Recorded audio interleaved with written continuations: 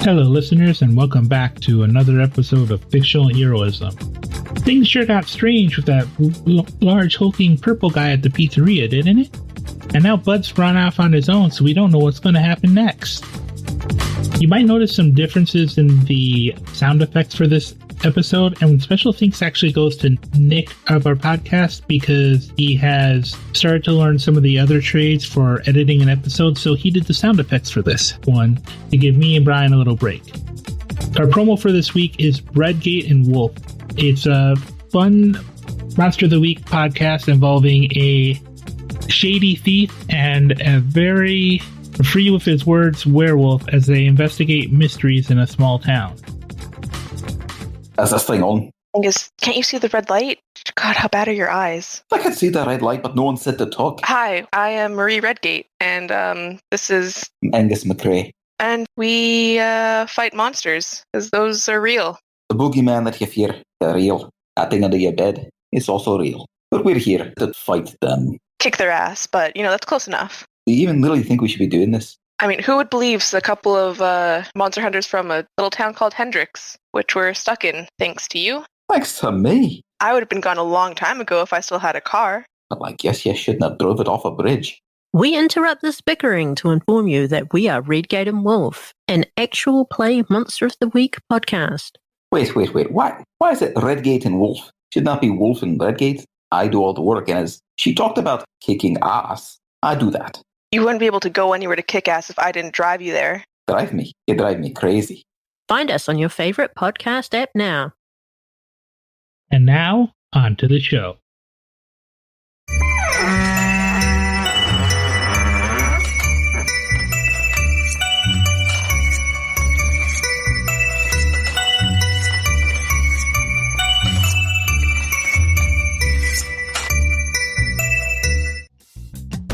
Hello, listeners, and welcome back to Fictional Heroism 5 Nights at Goodmans. I have with me my guest. Introduce yourself, guys, in case our listeners have forgotten since the last time. Sure, I'll go first. My name is Jason. I keep for Memester of the Week, and I am playing Alexander Bishop, the demonic. Hi, I'm Mr. Ray, and I use he, him pronouns, and I am the keeper for $2 Creature feature. And this week I will be playing Bud Avery. And to give you a Bud Avery fact, he's the monstrous. And one time he found the Spear of Longinus, and he pawned it off for a Mark McGuire rookie card. Just keeping in theme there with the baseball cards, eh? Yeah, I mean he really likes them baseball cards. That makes sense. It's honestly impressive, but also I can't hear Spear of Longinus ever without just thinking like Spear of Vaginus. Yeah, I wasn't gonna say it, but I had the same thought. That's a different spear. We've already gone off the rails, guys. We're not even out of the intro. Note to future self. This episode is going to be rated R. All right, and you know what? This is actually perfect for me. Hello, everyone. This is Brian, and I am playing the ever-fun angel, Raj. And fun fact about Raj, he did not know that Bud Avery sold the Spear of Longinus to a pawn shop. He told him he lost it at the Dead Seas. So he's been searching there for the past 20 years. That's great. You've heard me a couple times in this intro, but this is Andrew. I play the character Bjorn on the Thornvale podcast, and here I am playing the character Wiley Meowser, a cartoon cat that apparently has a TV show and animatronics that are made after him and his gang from the TV show, and kind of a Chuck E. Cheese style thing going on, and it's getting interesting in here, that's for sure.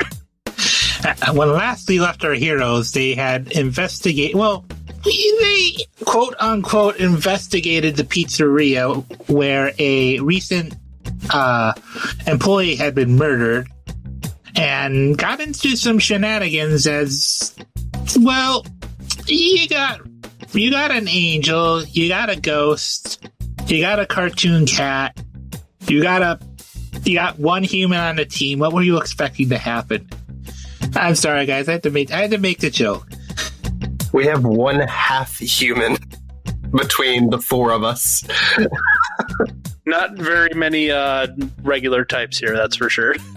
After investigating the restaurant, they heard a crash outside and were alarmed to find that their ride had been permanently marred for the rest of the adventure, as something had burst out of the front seat. Following the trail of carnage, they encountered a large purple rabbit, which after some corralling and observation, the party was alarmed to discover was their driver, Larry, changed into a large, hulking purple rabbit who had been menacing and chasing a strange man that they had met previously at the hotel, who was very grievously injured and was still standing despite having his chest muted. As Wiley, Raj, and Bud tried to corral their transformed friend, Alexander interrogated the young man, who revealed himself to be a current chosen named Gabriel Hickey, who said something about that the creature was looking for his successor. It was all kind of unclear at the time. After a number of failed shots and corralling by Wiley, Raj managed to expel whatever had transformed Larry from him, and the gang met back at the hotel with their new companion, who explained that he was basically walking around because he had something to do and he couldn't rest until it was done. But he had been refusing to do it because apparently whatever was going on, the party discovered, was that he was there to pass on his weapon to the next chosen. But apparently something in the area was hunting the same person, a young boy named Troy that Bud had managed to scare away from the pizzeria. And as the party realized this, they were starting to leave. And I have a luck roll I need from someone. I'll do that. Oh, okay. I'll take that. First roll of the game. Here we go. Oh, that is boxcars, double sixes. Yeah. Awesome. Yes. So I now obviously have narrative control over this entire situation. I'm stealing the throne from God with this luck roll. That's what luck rolls mean, right? No, it's more if something happens before something, or something happens before something else happens. In this case, yeah. Wiley, your phone rings. Okay, I will definitely pick it up. It is cartoonishly large, by the way. Oh, hell yeah. I pulled it out of a back pocket, and it's the size of my head and couldn't have possibly fit in the pocket. It's like the end of those actual phone receivers from the mid 90s, but it is completely detached with no cord. Yes, exactly. Yeah, it's like those big blocky handset ones. It's got a little antenna thing that I have to pull out on it. Love it. Yeah. Wiley, you hear your friend Mercedes on the other line. Goes, Wiley, I found out something. Yeah. What is it? You know that place you guys are the place you guys at with the thing what was it? Goodman's Pizza? Yeah, we're still there. Wait, are you guys still there? I thought you went back to the hotel. Did I? Yeah, you guys. This is Andrew. Yeah. All right. I'll retry that. Yeah, we just left there. It's not real. Not real? We were just there. No. I looked up the address. There's if you look back on the articles, it appeared in the last 20 years, but when the place was open, it was a showbiz pizza. It was that stupid rat with the nose and the buck teeth we kept on seeing on the TV. Ted Cruz? Sorry. Holy shit! I'm sorry, that's not even there. Sean, please. Sean, please keep it in. For my sake, please keep it in. Oh my god. Amazing. We just hear an ethereal voice mention that. So Wiley's just gonna say, so you're saying that the place isn't what we saw? It's different. At least as far as I can see, it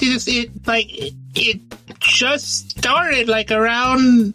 From what I can see, is I guess there's TV. There's the TV show that Larry mentioned, but as far as I can tell, it should be a Chuck E. Cheese. And as she says that, the lights go out in the room. The phone cuts dead as electricity goes out throughout the entire hotel. What do you all do? Oh, I think Wiley's just going to turn to the other guys. Can we? Is it like lights totally out, so it's like black right now? Yeah, it's totally black. Like it's like the power went out in the whole hotel. Would it stand to reason that I have some kind of flashlight or no? Oh yeah. I would pull out a flashlight and just shine it around, and I don't know if they know what was going on the phone, so I would just tell them, I was just on the phone with Mercedes. She was saying that the pizza place isn't what we thought it was. It was a different pizza place. But then the lights cut out when she was telling me that. It seems weird. Okay. Yeah. Let's go with that. So you're telling us that the place that we were wasn't actually real? Yes. And when she told me that, the lights here cut out, which seemed kind of too much of a coincidence. I don't know. It just seems weird. Rash draws his flaming sword, and he pokes the wall with his flaming sword. The wall lights on fire. So the wall catches fire. Well, Raj is now convinced that this place is indeed real. How bad is the fire? Do we need to put it out before we move on? Yeah, you probably need to put... Oh yeah, that also reminds me, Ray, how far did Bud leave when he left? I don't know. He left in the middle of a conversation, so how far do you want to say he got? Oh, no. Man, we just had another conversation, too, between me and Mercedes, so even more time passed. And he can walk through buildings and stuff, so he's probably beelining it to where he thinks the kid went. Actually, you know what? Could you roll me a sharp, quickly? Yeah. Let me just... Alright. 7 on the dice plus 1 is 8. Alright. I say something catches the corner of your eye as you're flying away. The sign for the hotel that everyone's staying at just went out. Huh. That's weird. But I can't let it stop me. I have destiny to do. So for me the player, is the hotel that we're in, is this like an Overlook hotel situation, or is this like a Motel 6 situation? I'm not sure the first one. I'm thinking it's a Motel 6. Okay, like the doors open to like open air, essentially. Oh no! Like you walk into the building, like it's a walk into the building type. Oh, okay. Okay. But it's not like a nice ritzy place. It's just kind of a standard, run-of-the-mill hotel. Yeah. Bud quite literally walks into the building. Yeah. Not quite a motel, not quite a Holiday Inn. Yeah. Well, cool. Then, Alexander will kind of just like peek his head out the door of the room and take a look around. I'm going to investigate that mystery. All right. No, my name's Mr. Ray. Ah, shit. Nice. That's a 4. That's a 4 with no sharp. So, spent all those good rolls on the luck roll, eh? Yeah. I spent all my luck trying to usurp God. And all I got was this t-shirt. I think as Alexander, as you head in, you kind of go out to look into the hallway. You're greeted with a face of a large man eerily glowing purple with yellow eyes as he just yanks you into the hallway. Oh, damn, I was going to do a bit where I, shut the door. I was like, nope, not that. You didn't see me. Raj wants to try to protect someone. All right.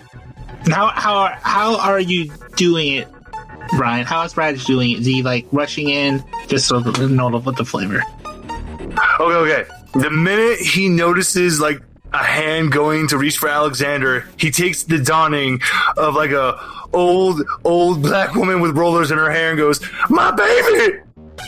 and leaps to just jump in front of Alexander. So he just gets grabbed.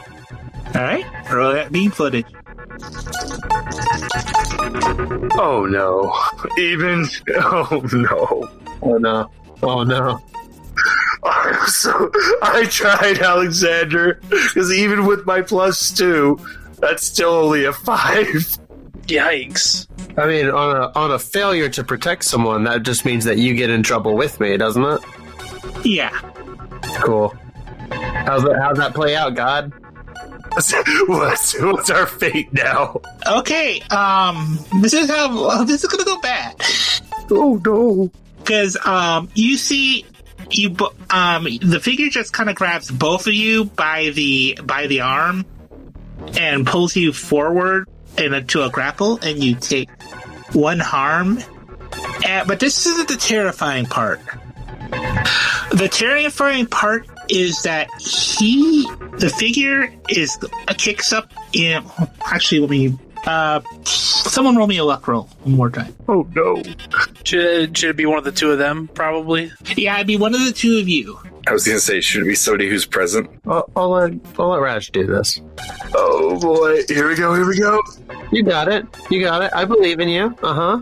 Oh, okay. That's actually, I rolled a 9. Oh, so there we go. Why couldn't I get that the first time? Okay, that's good for you, Raj. It's not good for Alexander. No. Oh, well. So, the figure is wearing a torn security uniform. Markiplier? As it throws Raj away, and Alexander, you feel it grip onto both of your arms with both arms, and it starts to pull. You get the sense that you probably want to get away from this. You want to get out of this. Yeah. Can I act under pressure? Yes. Quite literally. Okay, so that is a 7 + 1. That's an 8. Okay, I think... let me double check my rules. Make sure. I think you can get out of this, but you're going to take -1 moving forward because you managed to wrench your arm in a bad way. So your shoulder's kind of...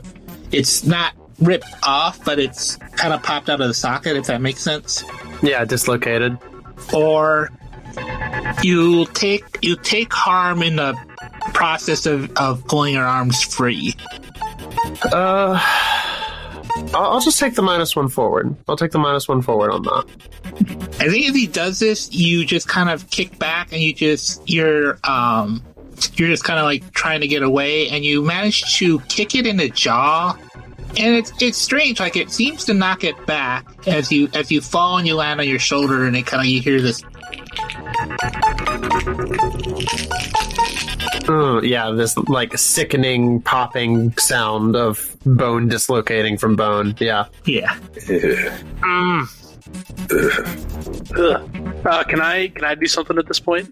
Yeah. You guys saw this, that Alexander looked out, someone grabbed onto him, Raj tried to hop in the way and got yanked out, thrown past the door, and then you see Alexander fall to the ground.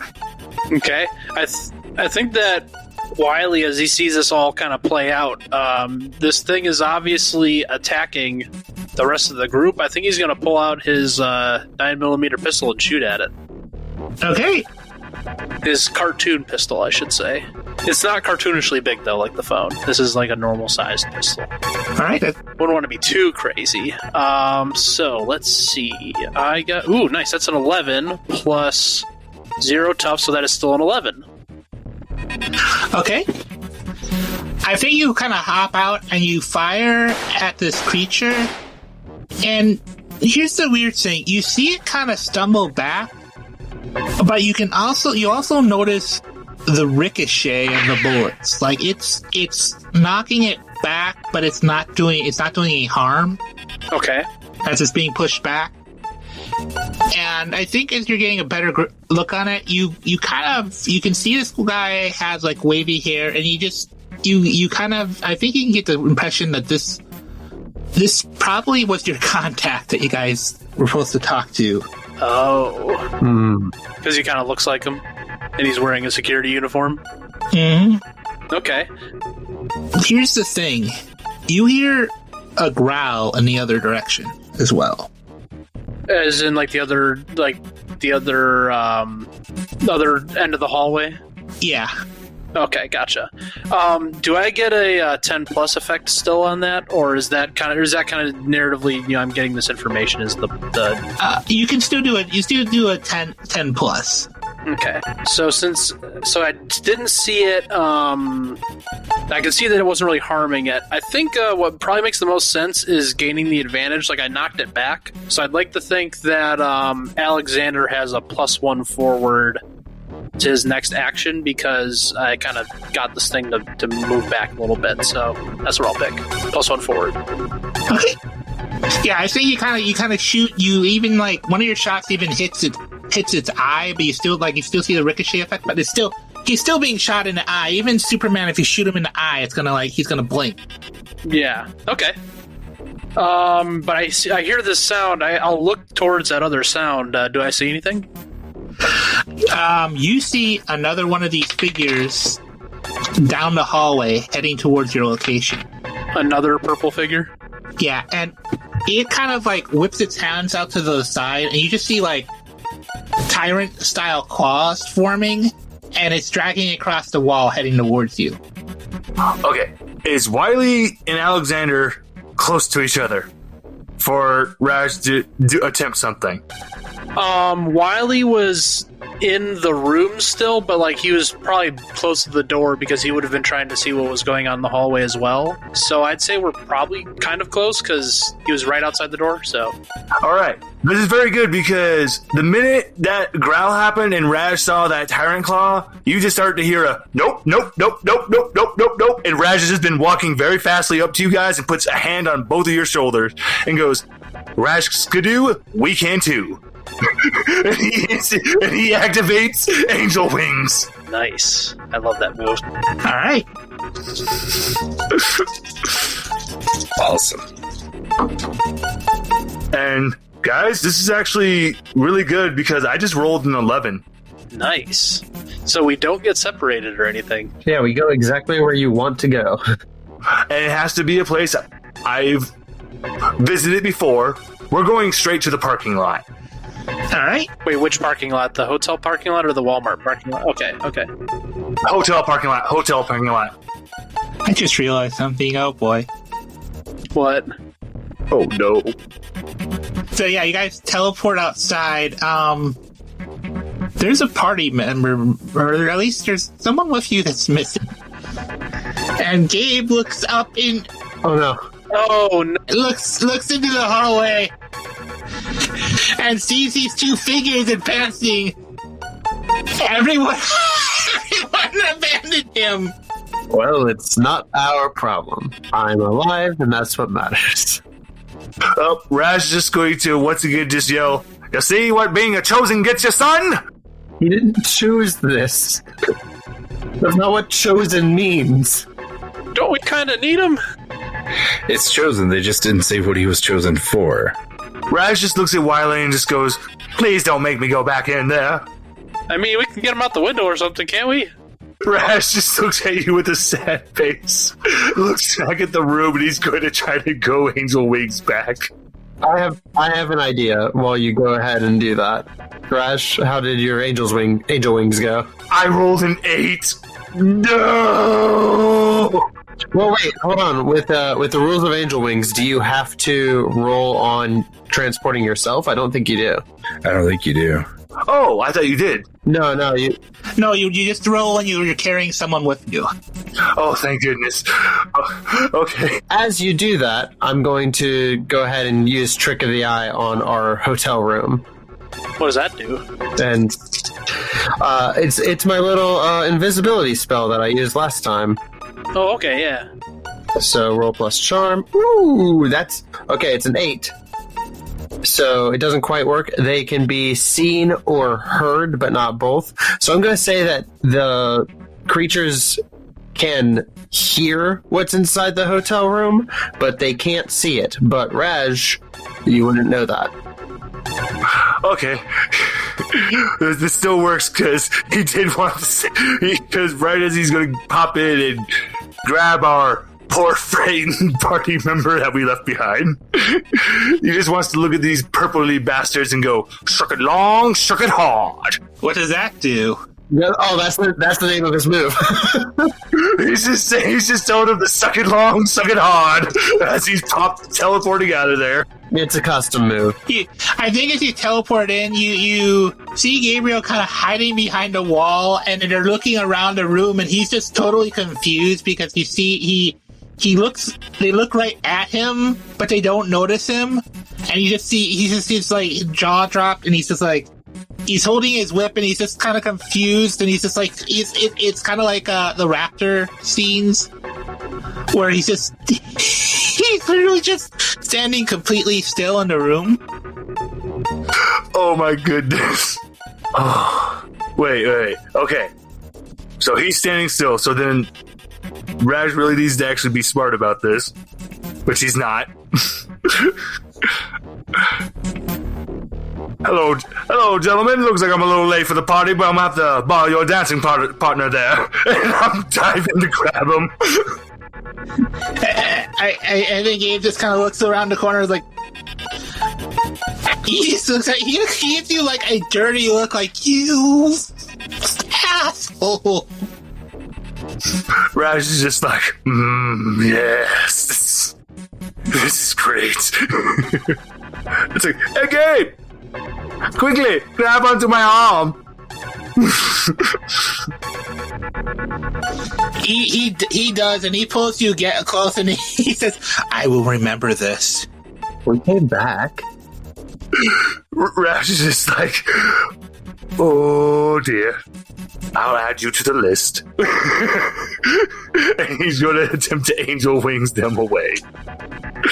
Now it's time to see if we can get away. Oh no. I rolled a 6. Oh no.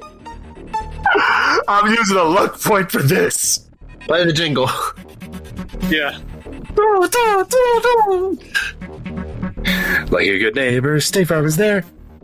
Jake, save us! Gotcha, Raj. I think this luck roll plays out as you grab onto him, and you're just tense with everything, and for a moment you guys see Raj and Gabriel teleport in the middle of the air outside, like they're gonna fall, and then there's another sudden bamf, and they're just, you hear a thud inside the van. I think Wiley will go up to the van and open up one of the doors and look inside. They're crumbled on top of each other. Well, at least they made it out. Ah, familiar feeling, huh, Gabriel? Wait, how do you know about that? He looks at you. Alexander just winks. You hear Raj just yelling, I need an adult! I need an adult! You're hundreds of thousands of years old. You are the closest thing to an adult we have here. Oh, God. I think that Wiley then looks back towards the hotel and he just says, I guess this is our cue to make a getaway, right? With that, you guys hear 2 crashes as the window to Gabriel's room is smashed open, and the 2 figures land with a thud outside. Yep, in the car. Get in the car. Go. Yep. Now, let's go. And Wiley will get in the driver's seat and drive off if everybody gets in. Do I need to make any kind of roll to escape them, or are we far enough away? I would say act under pressure. Okay. Because you have Larry as the driver, so I think Right. I'm not the normal driver, right? yeah, it's not for your height. Okay. Well, you know what? I am a cat, whereas he's a rhinoceros. So that's probably a fair point. That is an 8 on the die, plus 1 for a 9. Can I help out? Yeah. Do you find me some blocks of wood or something to help me reach the pedals, or? Yeah. I reach into the back seat and I realize oh wait, you have these storage books. They're old VHSs of your show. Oh yeah, I love that. All right, and that's a 9 plus 1, so that's a 10. All right, cool. All right. Yeah, you throw the VHSs up front, and then Wiley hits the gas, and you guys tear out. Nice. And then let's move over to Bud for a moment. All right. So I want to roll read a bad situation so I can see or investigate a mystery. To see where I can find him. Let me look quickly. I think this would be investigate a mystery first, then read a bad situation. Yeah, I think so. All right. Oop. All right, that is a 9. All right. Out of 9, you have 1 question. All right. Where did it go? It being the child. Why does Bud have to say it like that? Because Bud is like the Mandalorian, and he is on a constant hunt for the child. Yeah, I want to see the baby. I want to see the baby. I only got about an episode into that, and then I fell asleep. But damn, do I love Jango Fett. Yeah, I love that Jango Fett. It was awesome. Raj was just confused when he was watching it with Bud because he stayed awake, but he was wondering why was it called the Mandalorian when it was all about the baby. I think you go back and you follow your tracks, and you find that you're just looking in windows down what is it? Lore Valley Drive, and you recognize a familiar coat at the corner of Lore Valley Drive and Lana Alta Drive. I recognize that coat. All right. Read a bad situation now? Yeah, I think, and then as you're looking, I think if you go to it and you're looking around, and we're doing a read a bad situation to see what you notice. Yep. All right. Well, that is a 6. So, I'm a mark experience. Yeah. Rough stuff all around. And I don't think Bud notices anything. Okay, I'm a 6. Why do I do a 6 for that? Because actually, you do notice something, but you're not going to like it. Okay. But I think as you start to land, a shadow falls over you. Do you turn around? Yes, I'll turn around. There are several large purple figures advancing towards you and the house with yellow glowing eyes. All right, now which one of you bucks has one eye and one horn? Because then I'll know who the people eater is. Oh, nice. Fucking genius. All right, I'm going to kick some ass, and I'm going to do a magic blast. All right. Oh, wait. That is a 7. 6. 7. 7. Yeah, 7. Okay. And how much does your magic blast do? It does 1 harm, ignore armor. All right. So I think he's gonna do some like magic-y-esque gestures with his hands, and then he'll go alakablam. Okay, I think you blast into the first figure, and it knocks them back. And one of the other figures, actually, what are the tags on your magical? 1 harm magic and ignore armor. That's it. It knocks one of them back, and then one of them just whips out a hand, forming that tyrant-like claw, and they're gonna scratch at you for 3 harm. All right. Well, joke's on you, because ow. Okay, this really hurts. Why does that hurt? The figure kind of chuckles. All right. And he pauses for a minute, and he kind of frowns like, "We devour power like you, little ghost." Little? Well, now them's are fighting words. And I'm going to charge up a blast, and then I am going to run. I'm going to make it look like I'm about to attack, and then I'm going to run in the opposite direction. Okay, that sounds like an act under pressure. All right. He is initiating the ultimate Jonathan Joestar defense. Run. Ooh, that is a 10. All right.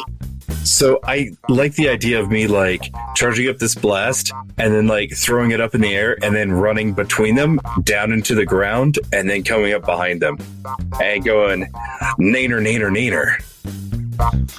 Okay, yeah, I think you do that. It blasts, and you just see him kind of all form claws and just instinctively swipe down. And then as you get up and you're doing the neater, you see their claws are stuck in the ground as they growl and they're trying to pull them out. I knew it. You can't catch me.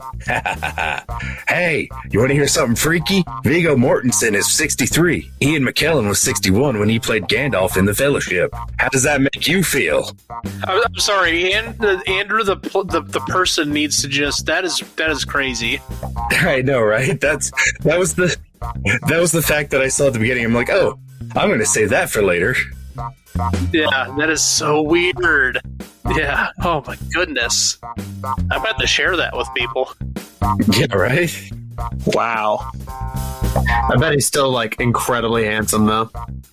Yeah, I know, right? That dude has probably aged like fine wine. Yeah, probably. Yeah. Okay. So yeah, I think if you take off, can you read me Yeah, I was gonna say, do I need to read a bad situation to kind of see how to protect the victim?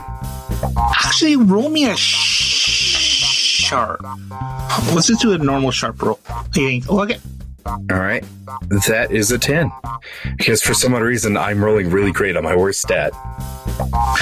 I think as you're running, you notice a strange figure across the street watching this. These things don't seem to be reacting to them. They're wearing a purple hoodie. And it almost looks like it'd be a teenage girl, but you can see the flicker of yellow eyes as she watches this, and she turns in your direction as you flee before disappearing into a cloud of smoke. Okay, well, that's ominous as hell. I'm still gonna read a bad situation. Okay. That's a 6. I level up. I think you don't pick up anything, but you kind of get a weird vibe of something looking at you, but you can't piece what it is. Okay. Yeah, this is still ominous. Just for the record, of those who are keeping track at home, I took unholy strength. So now I use my weirdness instead of tough whenever I kick some ass. Nice. Yeah. Ooh.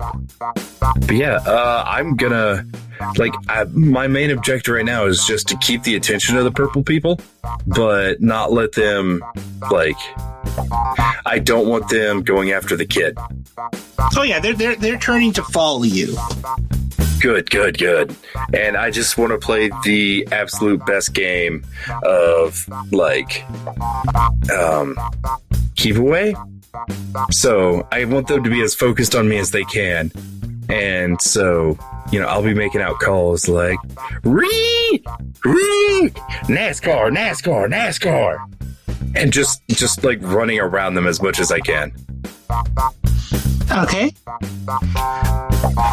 that makes sense. Yeah, I think they're kind of following you around, and then you guys are heading out, and it's strange. They are following you more. Actually, roll me investigate would it be investigate a mystery or read a bad situation? It's harder than this. I guess investigate a mystery would be best. Alrighty. That is a 9. All right. And what is your question? Let's see here. What's being concealed here? Yeah, I want to check in on, because I saw the girl disappear, and, I got these bozos chasing me. But, I really want to know, what's the bigger thing at stake? Who's watching me? I think you get the sense every once in a while you kind of feel a push in the back of your head, and you realize whatever's watching you, you kind of get this feeling you're a ghost, so you don't really have anything tangible for it to lock onto, and you kind of get the sense that the feeling in the back of your head is it's trying to put one of these in you and make you into one of these, but just how you are and what you are, it doesn't really work, because whatever these things are, they have to be living. And you kind of get one of the times as this is happening, you kind of get a sense of what's going on, and you hear one of this force say, "Get him, my children. If I can't make him one of you, he will not stop." What now? You don't want to make me one of you. I get gas really bad. Even as a ghost, it's not pretty. I one time stuck out Raj, and he's like an angel. He's got that God smelling power, and he just said it was quote, worse than the plagues. And I'm not sure which plagues he's talking about, or if he's talking about all of them, but you do not want me to be a part of you, especially not in any small groups. No, this is a bad idea. You see them kind of just turn at you and stare before they start glaring, and they're just going to rush at you. All right. I'm going to keep going with my idea of running and dodging, but I'm going to start blasting. And I'm going to use my kick some ass. Okay. That's a 7. Okay, I think I'm trying to think. If you're running and blasting, what a 7? And it's 1 damage harm, right? Yeah. 1 damage, no armor. Magic. Okay, I think you see the one you hit before get hit again and knocked back, and the other two just start. One of them kicks into a fire hydrant and it just breaks it off, and the other one picks it up and tries to hurl it at you. Oh no! And it hits for 1 harm, or no, well, 2 harm. I think would be 2 harm for. It's in the fire hydrant. Yeah. But I also have immortal, which means when I suffer harm, I suffer 1 less harm. Awesome. Oh goodness, I don't even know why did I stay corporeal through that. Bud's probably kicking himself. I could have gone through old ghost like and just let it fly through me. But I think his move now is he's going to make it obvious where he is. And I think he's going to start shooting blast in the air. So maybe, hopefully, the rest of the team can see him. All right. I think that just kind of happens, and the rest of you see these blasts into the air. What do you do?